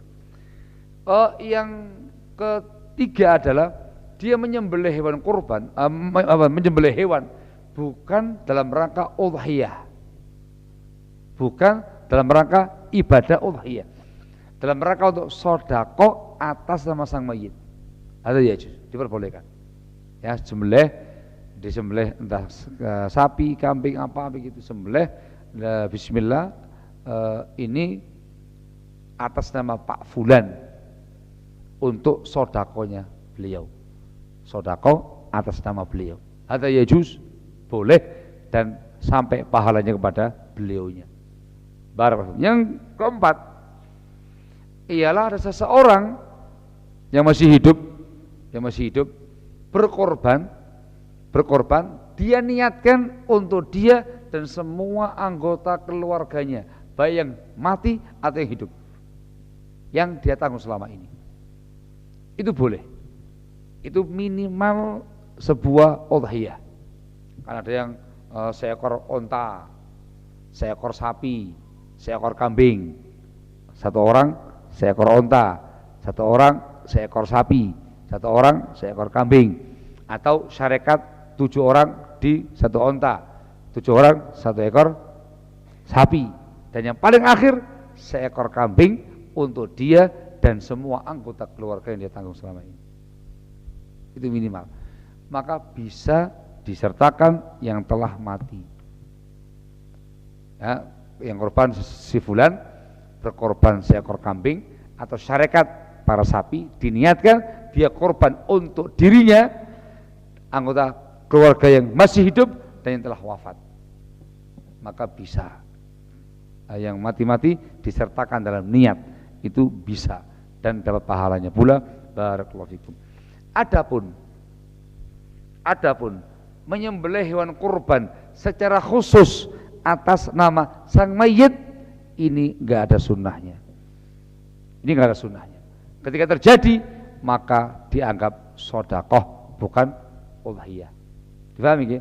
Dianggap sedekah biasa, bukan udhiyah. Barakallahu fikum. Sampai kepada mayit dengan pahala sedekah.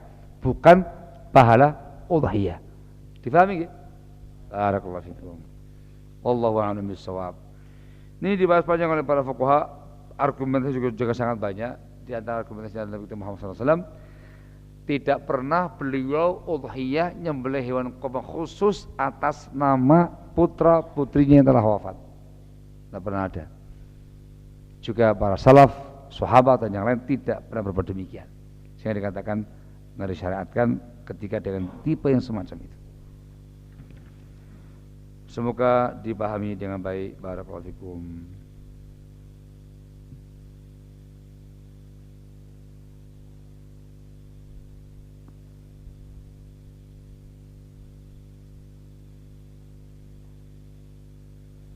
Masya Allah. Pernah terjadi dalam penyembelihan hewan kurban, si penyembelih tidak membaca basmalah.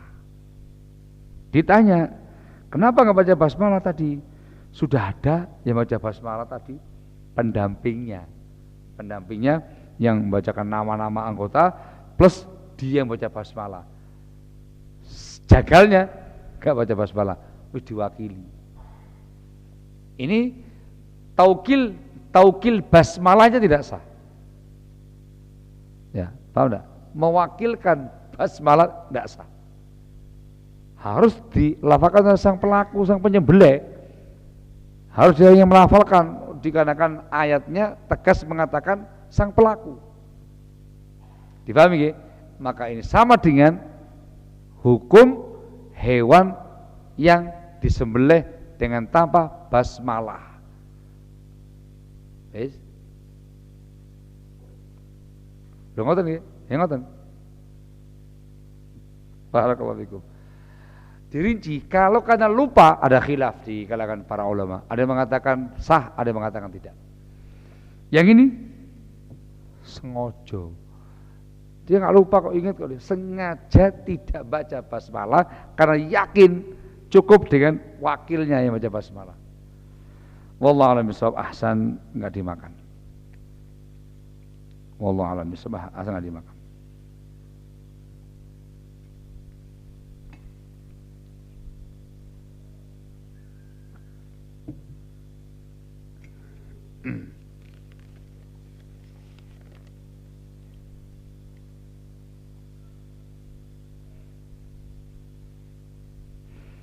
Apakah syariat hewan kurban kriteria hewan kurban dengan kriteria umur hanya berlaku untuk domba, jangan untuk kambing umur 1 tahun dan poel, sapi 2 tahun dan poel? Bolehkah hewan kurban kambing sapi umur sudah masuk tapi belum poel? Dalam fikih udhiyah terkait dengan bab umur itu ditetapkan sebagai persyaratan sahnya udhiyah. Kambing ada umurnya, sapi ada umurnya, unta ada umurnya. Ketika disembelih sebelum umur dikatakan tidak sah karena belum mencapai umurnya. Makanya dicermati baik-baik. Untuk kambing setahun masuk ke tahun yang kedua. Kalau bahasanya itu sudah poel. Kalau tidak ada sama sekali maka boleh jaza'ah umur 6 bulan ke atas sebelum genap setahun. Itu hanya untuk kambing saja. Yang lain tidak boleh. Sapi, kemudian unta harus musinnah. Musinnah yang sudah cukup umur. Makanya dikasih ketentuannya barakallahu fikum. Hadza huwa. Juga terkait dengan masalah kondisi badan fisiknya. Tidak boleh cacat yang membuat tidak sah. Yang tegas tidak sah, yang 4 poin yang disebut dalam hadis. Yang pincang, arja, yang jelas pincangnya, yang buta, jelas butanya, kemudian yang sakit, yang jelas penyakitnya, dan yang keempat yang nggak punya otak, sudah nggak ada mukhnya, sudah sangat tua itu hewannya, sampai nggak ada lagi otaknya. Ini cacat yang tidak sah hewan kurban yang ada aib seperti ini. Selebihnya ada ikhtilaf di kalangan para ulama, sehingga wajib ditetapi ketentuan yang seperti ini. Di zaman Nabi Ibrahim nggak dijelaskan, dirinci di zaman Nabi kita Muhammad sallallahu alaihi wasallam. Barakallahu fikum. Ngoten nggih, sehingga sebelum udhiyah harus belajar fikih udhiyah dulu. Tahu ilmunya dulu, bagaimana hukum-hukumnya dan segala macamnya, baru diterapkan dan dipraktekkan dengan benar. Barakallahu fikum. Wallahu a'lam bissawab. Alhamdulillahirabbil alamin.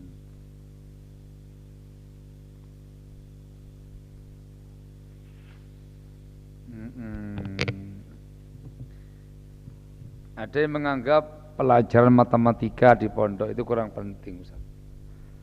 Masya Allah. Justru matematika pokok dan dasar sangat dipentingkan sekali, terutama untuk pembahasan ilmu faraid, ilmu waris. Yang gampang-gampang aja, penambahan, pengurangan, pengalian, pembagian yang dibutuhkan dalam ilmu waris. Barakallahu fikum. Sangat penting sekali. Kalau dimaukan yang detail tentang melatih EQ gitu ya kurang penting sih. Ngapain juga sejauh itu. Tapi yang dibutuhkan untuk keterkaitan dengan ilmu-ilmu agama yang lain, terutama ilmu waris. Barakallahu fikum. Jadi jangan meremehkan. Dan yang diajarkan yang pokok-pokok saja, atau yang lebih detail yang terkait dengan masalah waris. Jadi ada ilmu khusus di ilmu matematika itu sangat penting terkait dengan masalah hisabul mirath. Bagaimana cara ngitung warisan. Itu enggak semata-mata penambahan, pengurangan, pengalian, ada ilmu tertentu gitu. Aku ya orang paham. Nah, kalau menggunakan kaidah matematika aku udah paham. Tapi kalau kaidah menggunakan kaidah hisabnya waris saya paham. Karena latihannya di ilmu waris, enggak di matematika. Matematika ada penambahan, mudeng, penambahan, pengurangan, pengalian, pembagian, mudeng lah.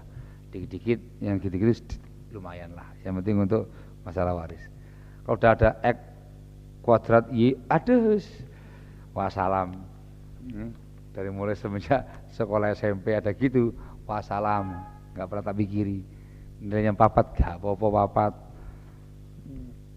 Khair insyaallah.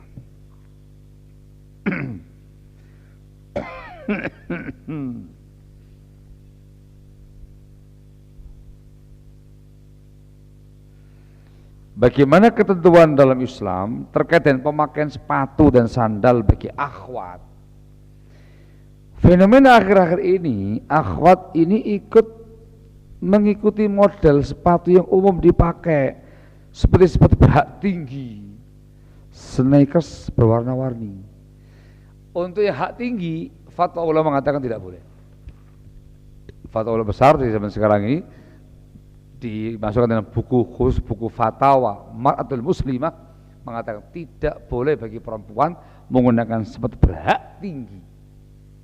Yang pertama adalah ini khawatir tergelincir, terkilir, rawan jatuh.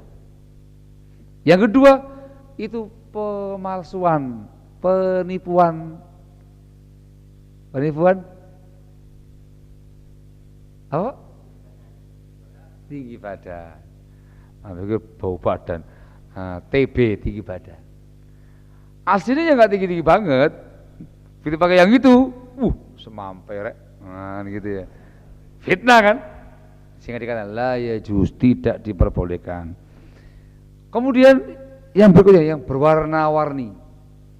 Perlu dipahami karena azakumullah. Untuk wanita ketika keluar rumah dalam rumah sih pembahasan beda. Kalau memang kan untuk yang mahramnya itu beda pembahasan.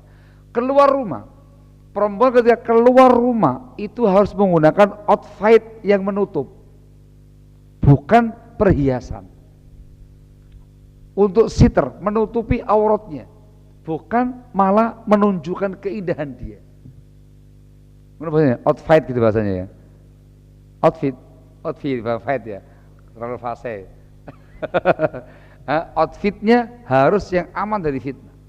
Tidak boleh ada namanya zina.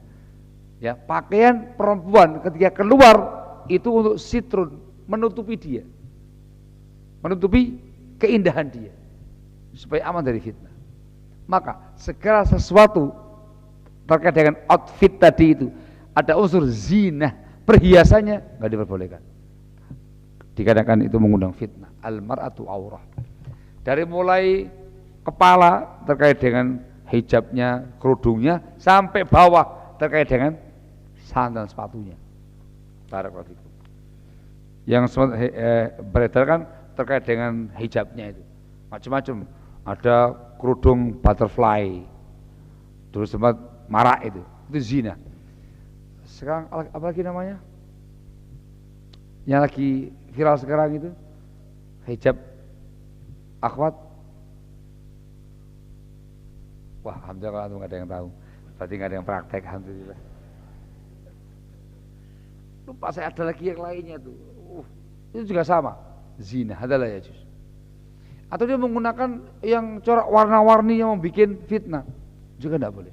Kan diminta supaya segelap mungkin, supaya kayak burung gagak, nggak memunculkan fitnah sama sekali. Zen, terkait dengan sepatu juga demikian. Kalau sepatu mengundang fitnah, ya juz. Tujuan Anda keluar rumah untuk menutupi aurat Anda. Sekarang sepatu sandal ndi mau sneakers berwarna-warni. Iki model apa iki? Sneakers kan model kayak sandal gunung itu kan ya. Lain tuh. Model piye iki? Sepatu tapi warna-warni. Piye warna? Hijau, putih, kuning. Hah? Atau ada corak-coraknya? Hah? Lebih cerah gitu. Al-muhim ketika tadi kalau sudah memunculkan fitnah jangan. Barakallahu fikum. Ngoten nggih, itu kaidah umum demikian. Kalau sudah sampai perhatikan zina, perhiasan memunculkan namanya fitnah jangan. Allah ya.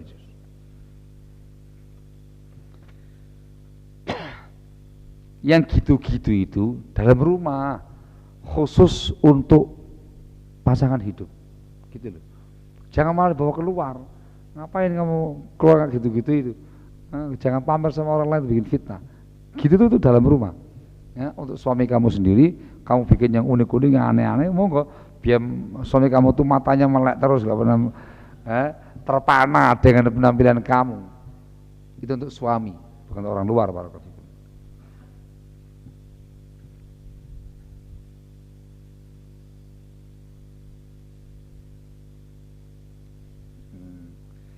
Allah musta'an.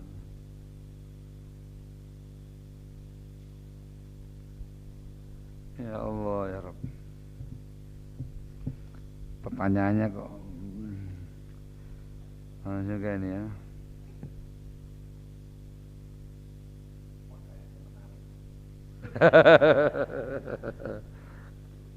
Bukan susah jawabannya Pak.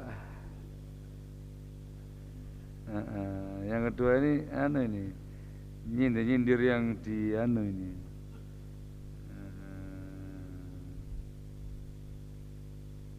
Nah ini piye iki?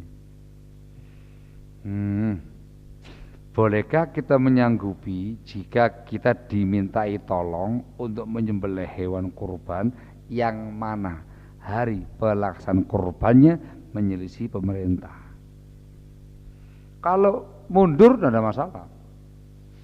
Pemerintah duluan, yang ini setelah itu. Tidak masalah. Kan sudah lewat waktunya. Nyembelih kurban kan tanggal 10, 11, 12 dan 13 Dzulhijjah. Nah, misalnya pemerintahnya hari Senin, dia Selasa, enggak masalah. Yakin tanggal 10. Kalau pemerintah tanggal 11, dia tanggal 10-nya, enggak ada masalah. Yang jadi masalah ketika duluan. Ya, duluan. Dia duluan, hukumah baru keesokan hari. Ya apa iki, Kon? Ya apa iki? Piye iki? Kalau antum berani yang ngomong. Maaf Pak, kalau Bapak nyuruh saya nyembelih, ya monggo, tapi ini sedekah biasa, bukan udhiyah. Saya nyembelih doang, nyembelih saja. Kalau saya tak niati bantu jenengan sedekah biasa. Ini udhiyah boten. Udhiyah Pak niki Pak. Nggih pun ditunda mawon nggih. Keesokan hari saja gitu. Nggih monggo, enak. Kalau keesokan kan sama dengan yang lain. Aman. Mboten, harus ngene. Nggih pun, nuwun pangapunten mboten saged. Nggak bisa Pak, karena prinsip saya menyembelih hewan kurban pada waktunya. Jenengan belum waktunya. Silakan jenengan nyuruh yang lain. Kecuali jenengan ikhlas, saya sembelihkan. Prinsip saya mengatakan ini sedekah biasa, nggak ada masalah. Barakallahu fikum. Ini kan ngomongnya harus baik-baik kayak gini, harus ngomong yang tepat dengan bahasa yang tepat. Kalau enggak ribut. Nah, di pentingnya apa? Hikmah dalam dakwah. Contoh Nabi Ibrahim alaihissalam, barakallahu fikum. Prinsip ada. Ini prinsipnya, harus dengan pemerintah dan segala macamnya. Ada yang berbeda, sampaikan dengan cara yang bijak. Gimana Pak kalau gini Pak, kalau gini Pak, kalau gitu Pak, supaya sama dengan yang lain. Kalau enggak, mohon maaf Pak nggih, mboten saged. Sudah. Enggak usah panjang-panjang, dasar kalian. Wah, itu malah bikin perkara, enggak usah. Sampaikan apa adanya, barakallahu fikum. Ini juga nih, beberapa waktu yang lalu kami mukim beberapa hari di tempat saudara. Yang mana di tempat tersebut pelaksanaan waktu azannya sesuai dengan kebiasaan sekitar, mundur 1 jam. Tidak melalui jadwal pemerintah. Bolehkah kita ikut jamaah dengan azan di masyarakat tersebut atau saya sendirian? Kalau ada jamaah yang lain, ya ada jamaah yang lain di awal waktu, barakallahu fikum. Hadza huwa. Tapi kalau tidak ada, nah ini dua keadaan. Yang pertama, ini pemerintah yang menetapkan, pemerintah yang memiliki regulasi, dan Pemda kan, tidak mungkin pusat, Pemda. Di situ Pemdanya mengatakan asar jam 4:30. Mana nggih? Pemda, bukan masyarakat biasa, Pemda. Ada regulasinya, ada namanya ini, ada SK Pemda. Wilayah kita asal jam 4:30. Ya mau nggak mau mentaati waliul amr. Tapi di sisi yang lain kita harus tepat waktu. Caranya adalah antum jamaah dengan keluarga di awal waktu. Nanti di waktu pemerintah engkau sholat bersama dengan mereka. Engkau niatkan sunnah, mereka wajib. Dalam rangka untuk mentaati waliul amr, dan yang kedua dalam rangka tidak membuat kehebohan tentang kaum muslimin. Barakallahu fikum. Dan itu yang disebutkan dalam hadis. Memberitakan di suatu hari nanti akan ada penguasa yang mereka berbuat demikian, menunda waktu sholat. Kerjakan di awal waktu dan kerjakan bersama dengan pemerintah di waktunya mereka. Yang awal waktu itu niat wajibnya, yang sama dengan mereka itu niat sunnahnya. Barakallahu fikum. Wallahu a'lam bishawab.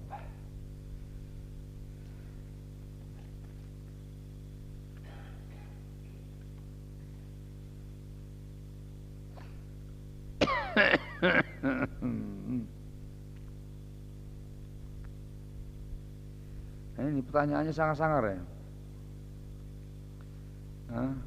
Tajam-tajam ini, menohok-menohok gitu loh. Jadinya pikir-pikir juga menjawab ini ya kan. Yang biasa, apa hukumnya botok wajah? Menyuntikkan protein ke bagian tertentu dengan tujuan mengurangi munculnya kerutan wajah. Botok itu fungsinya apa? Menambah glowing, lebih muda, atau menghilangkan ketuaan, atau yang mana?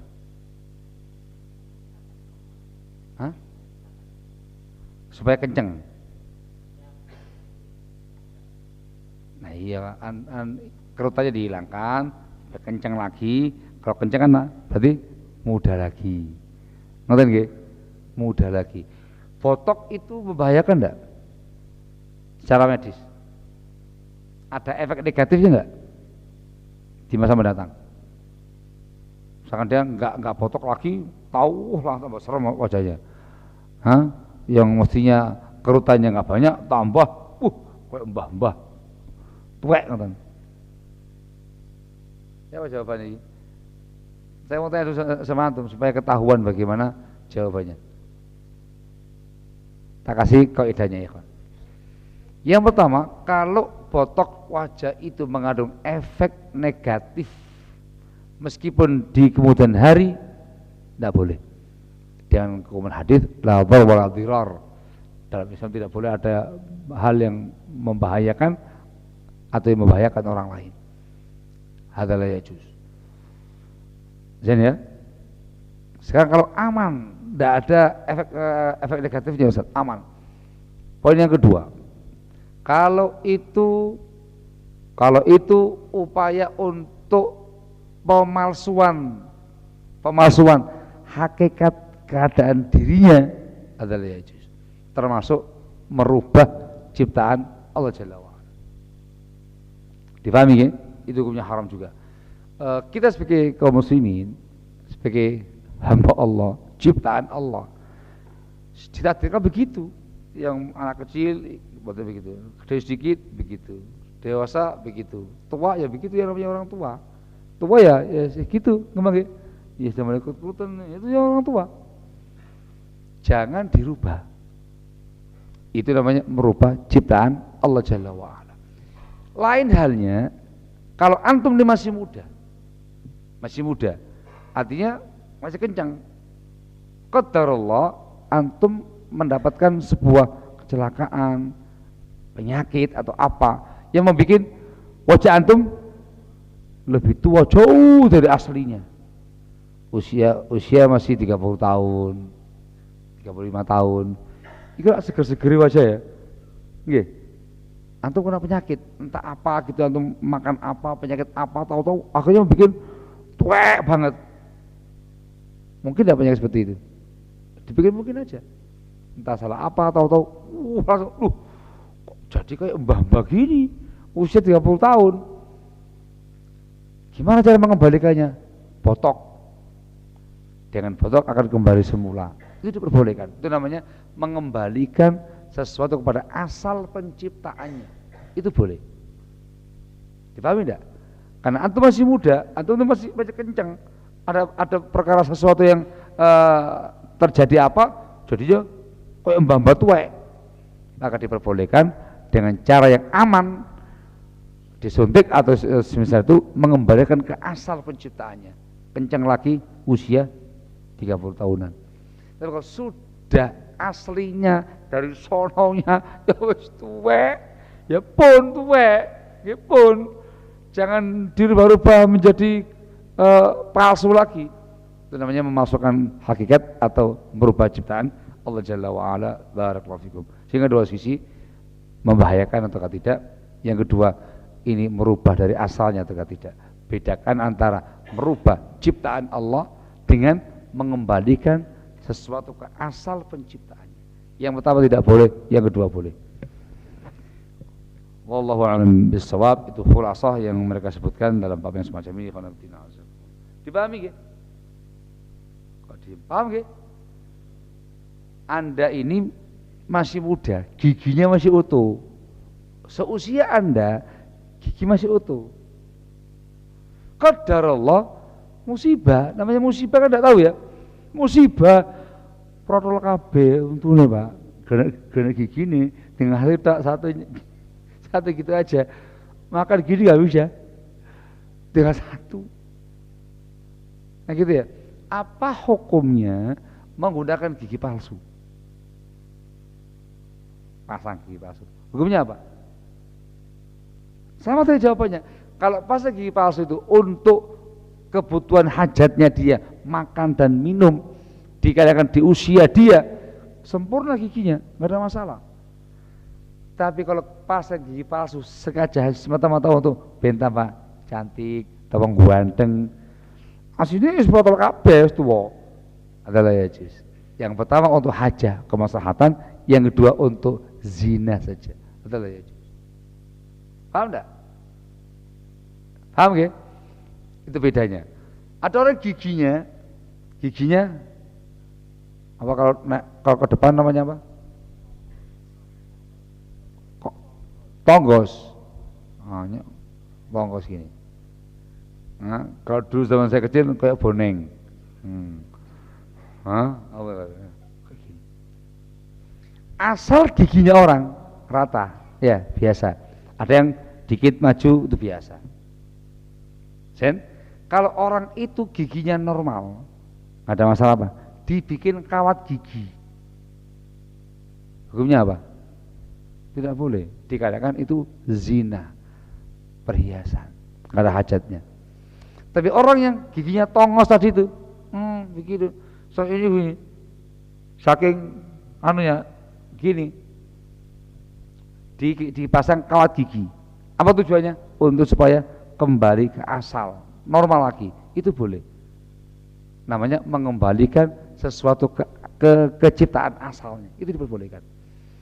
Baru namanya lihajatin. Dipahami nggih? Coba diem. Rambutnya orang, satu rambut modelnya atau banyak rambut modelnya? Asal penciptaan. Jawabannya macam-macam. Ada yang pirang, ada yang ikal, ada yang keriting, ada yang keribu. Gimana? Dari sononya memang beragam rambut. Ndak laki-laki, ndak perempuan. Ngoten nggih? Gimana? Ada orang rambutnya itu pirang,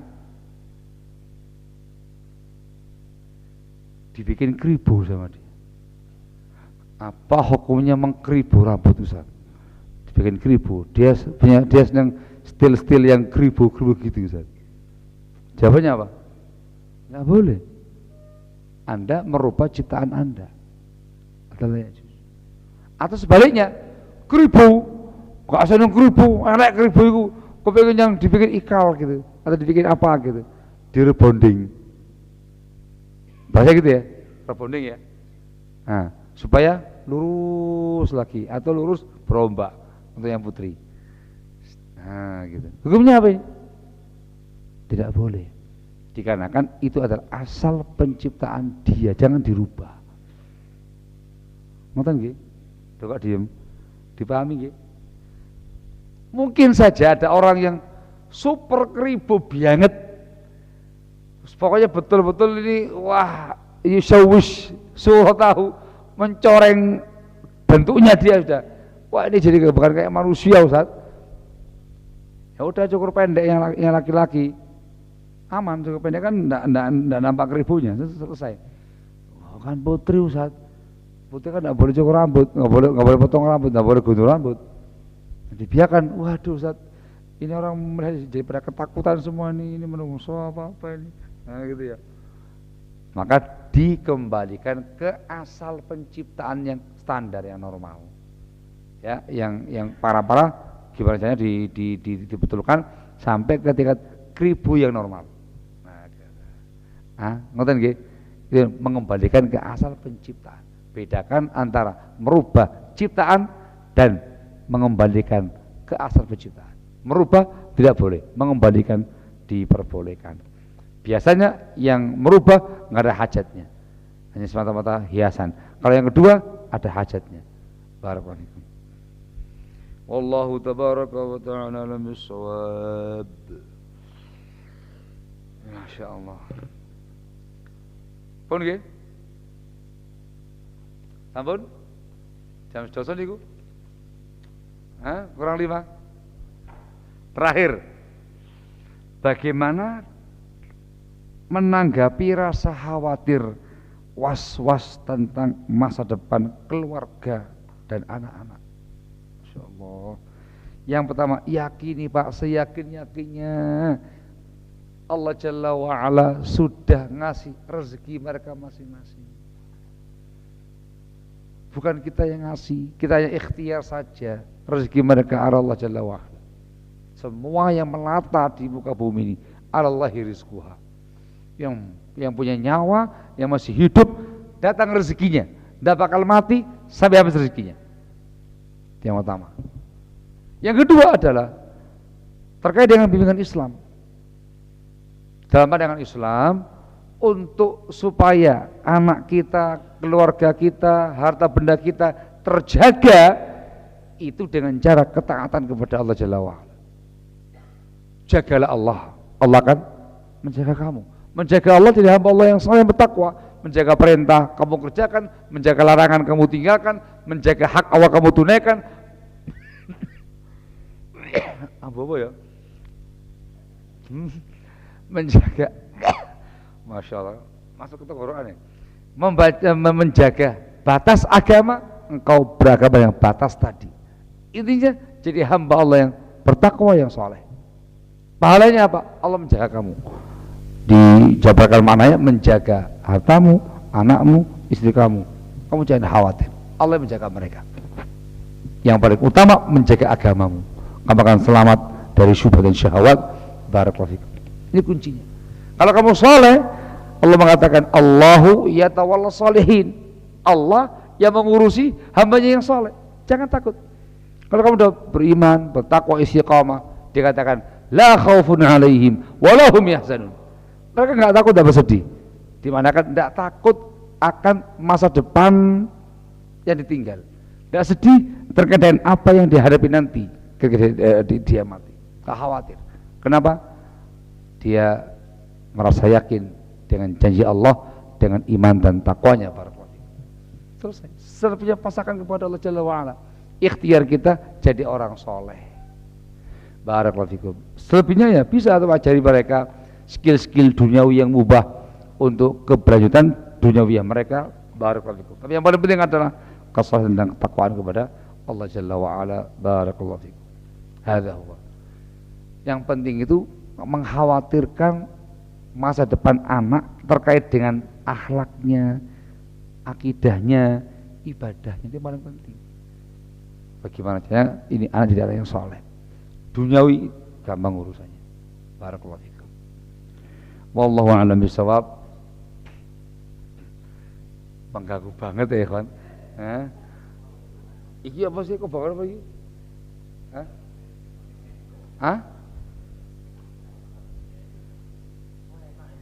Iya. Wah, ini sudah ini dikasih kode. Ini kodenya kode keras ini. Bonzat, jangan lanjutkan. Insyaallah sudah jam 10 malam. Semoga manfaat untuk kita semua. Barakallahu fikum. Naktafi lahuna. Subhanaka wa bihamdika asyhadu an la ilaha illa anta astaghfiruka wa atubu ilaik. Assalamualaikum warahmatullahi wabarakatuh.